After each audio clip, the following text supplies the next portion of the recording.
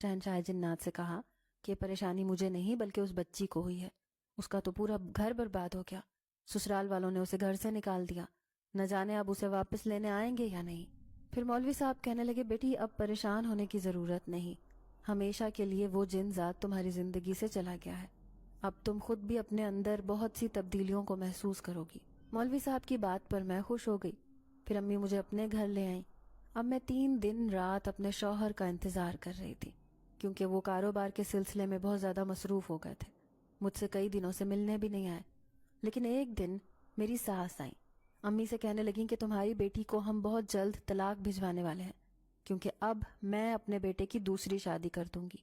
ویسے بھی تمہاری بیٹی ایک آسیب زدہ لڑکی ہے، اس نے ہمارے پورے گھر میں منحوسیت پھیلا رکھی ہے۔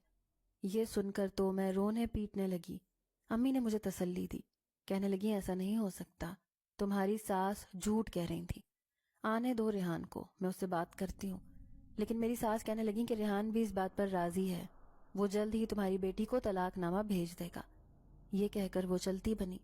اب میں دن رات روتی رہتی، بار بار میرے ذہن میں یہی خیال آتا کہ میرا شوہر مجھے چھوڑ دے گا، وہ مجھے طلاق دے دے گا، میری زندگی برباد ہو جائے گی۔ سب لوگ کہتے کہ میں کتنی خوبصورت ہوں، میرا نصیب بھی کسی شہزادی کی طرح ہوگا، لیکن میرے نصیب پر تو کالک پڑی ہوئی تھی۔ میں ہر وقت روتی رہتی۔ پھر اس دن میں تہجد کی نماز پڑھ رہی تھی، کیونکہ مولوی صاحب نے کہا تھا کہ اب مجھے 5 وقت کی نماز پڑھنی ہے اور قرآن پاک پڑھنا بھی نہیں چھوڑنا۔ میں تہجد کی نماز بھی پڑھنے لگی تھی، سجدے میں گری رو رہی تھی، تبھی مجھے ایک سفید لباس میں ملبوس ہیولا سا دکھائی دیا۔ وہ میرے کمرے میں ہی موجود تھا۔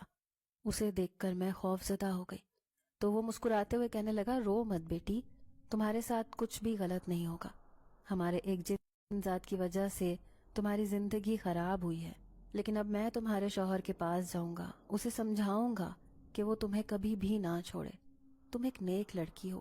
یہ کہہ کر وہ میرے سامنے سے غائب ہو گیا۔ اب میں اپنے شوہر کے آنے کا انتظار کر رہی تھی کہ وہ کب مجھے لینے آئے۔ پھر 2 دن بعد ہی وہ مجھے لینے آ گیا۔ امی کہنے لگیں کہ تمہاری ماں تو اس بات پر خوش نہیں ہے کہ وہ میری بیٹی کو دوبارہ اپنے گھر میں داخل ہونے دے، کیا وہ اسے قبول کر لیں گی؟ میرا شوہر کہنے لگا رمشا میری پہلی نظر کی محبت ہے، میں اسے کبھی اکیلا نہیں چھوڑوں گا، جب ان حالات میں اکیلا نہیں چھوڑوں گا تو ابھی تو سوال ہی پیدا نہیں ہوتا، اور پھر میں نے اسے اپنی ذمہ داری پر لے کر جا رہا ہوں۔ یوں میں خوشی خوشی اپنے شوہر کے ساتھ واپس آ گئی، لیکن سسرال میں مجھ سے کسی نے بھی بات نہیں کی، سبھی مجھ سے ناراض نظر آ رہے تھے۔ میں بہت مایوس تھی۔